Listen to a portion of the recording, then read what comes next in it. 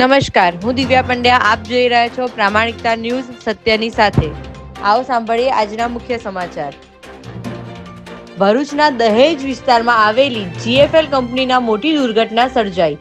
Gas ગળતરથી 4 કામદારોના મોત નીપજ્યા. નારણપુરા વિસ્તારમાં પૈસાની લેતી દેતી બાબતે ચાકુ વડે હુમલો કરી હત્યા નિપજાવનાર બંને આરોપીને ઝડપી લેવાયા. 31 ડિસેમ્બરે હોટલોમાં યોજાનારી પાર્ટીઓને ધ્યાનમાં રાખી અમદાવાદ પોલીસે 38 હોટલના માલિક સાથે મીટિંગ યોજી.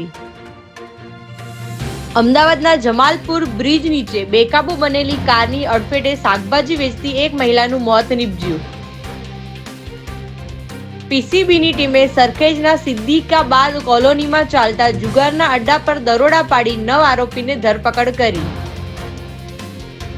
અમદાવાદ ડિવિઝનમાં રેલવેમાં આગામી 1 જાન્યુઆરીથી 2025થી નવું ટાઈમ ટેબલ લાગુ કરવામાં આવશે.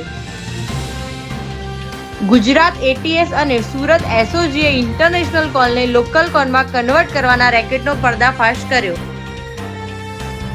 સ્ટેટ મોનિટરિંગ સેલની ટીમે પ્રાંતિજ તાલુકાના માવાની મુવાડી ગામની સીમમાં દરોડા પાડી દેશી દારૂની ભઠ્ઠીઓ ઝડપી લીધી.